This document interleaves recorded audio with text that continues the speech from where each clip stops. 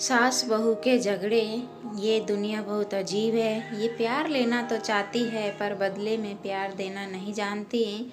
और फिर जब रिश्तों में खटास पैदा होती है तो शुरू कर देते हैं एक दूसरे पर आरोप लगाना। ये खटास जब इस सास बहू के रिश्ते में हो तो इनके बीच की नोक झोंक का रिश्ता बहुत पुराना है।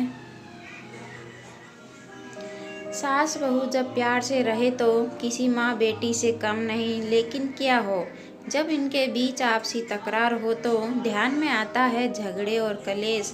ये झगड़े या तो पति को पत्नी से अलग कर देते हैं या फिर माँ को अपने बेटे से, क्योंकि पत्नी को सास पसंद नहीं आती और वो उससे अलग होना चाहती है। इसमें फंसता है तो दोनों तरफ से बेचारा पति ही है। सास बहू के झगड़े की कुछ नोक झोंक इस कहानी में भी घटित हुई है, लेकिन साथ में ही इसका एक शानदार हल भी दिया गया है। हाल ही में नैना का विवाह हुआ था और उसने अपने पति और ससुराल वालों के साथ एक जॉइंट फैमिली में रहना शुरू कर दिया था। कुछ दिनों के बाद उसे पता चला कि वह अपनी सास के साथ नहीं रह सकती। नैना की सास रूढ़िवादी थी, जबकि नैना आधुनिक जीवन शैली जीने वाली लड़की थी। जल्द ही उनके बीच झगड़े होने लगे।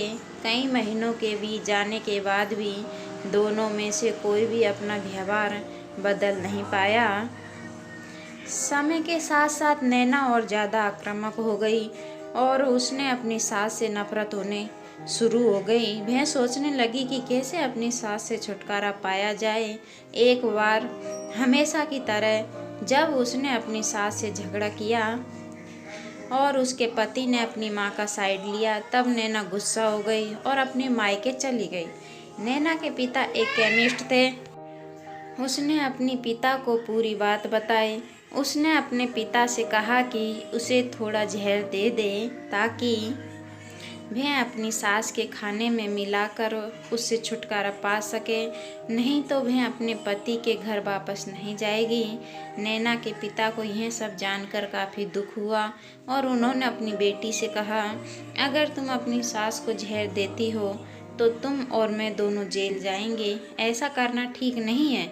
लेकिन नैना सुनने और समझने की हालत में नहीं थी। आखिरकार उसके पिता ने कहा, ठीक है, जैसा तुम चाहती हो वैसा ही होगा, लेकिन मैं तुम्हें जेल में नहीं देखना चाहता।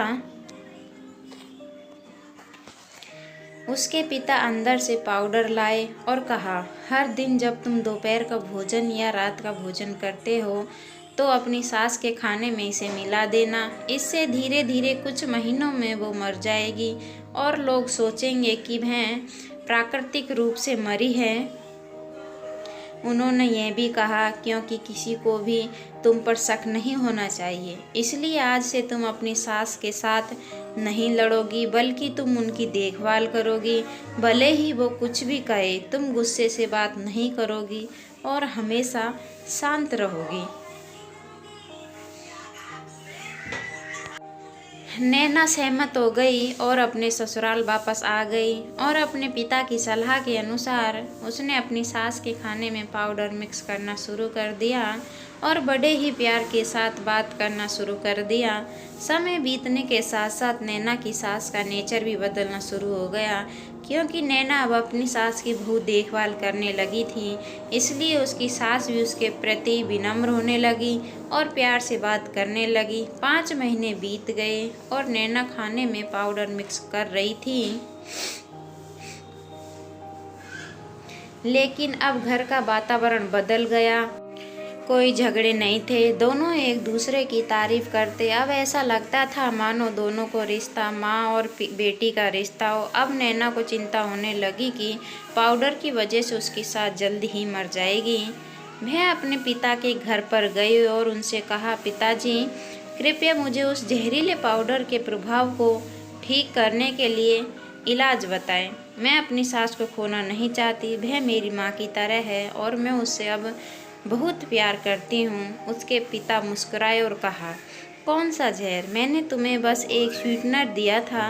नैना हैरान थी और उसने अपने पिता से पूछा कि उन्होंने ऐसा क्यों किया। पिता ने कहा, बेटा, अगर तुम किसी दूसरे इंसान से प्यार चाहते हो तो तुम्हें भी उसे प्यार देना होगा। रिश्ते एक गाड़ी की तरह होते हैं और हम उन पर लगे पहियों की तरह। जब तक सभी पहिए ठीक से आगे नहीं बढ़ेंगे तब तक गाड़ी ठीक से नहीं चल सकती। इसी बात का एहसास दिलाने के लिए मैंने ऐसा किया और तुम्हें अपनी सास के प्रति नम्र रहने को कहा। तुम्हारी अच्छाई देखकर उन्होंने भी अपने आप को बदला और तुम्हें समझना शुरू किया। तुम दोनों ने एक दूसरे के लिए अपने आप को बदला। यही कारण है कि तुम अपनी सास के लिए आज मेरे पास भागते हुए आई हो। नैना अपने पिता की बात समझ चुकी है और आप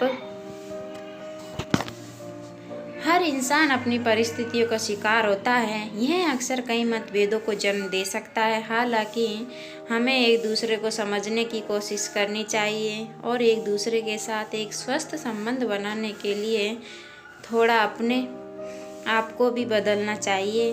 और जब इस तरह के मतभेद रिश्तों के बीच उठते हैं तो उनके प्रियजनों का कर्तव्य है कि वे उन्हें शांत रखें और सही रास्ते की ओर मार्गदर्शन करें।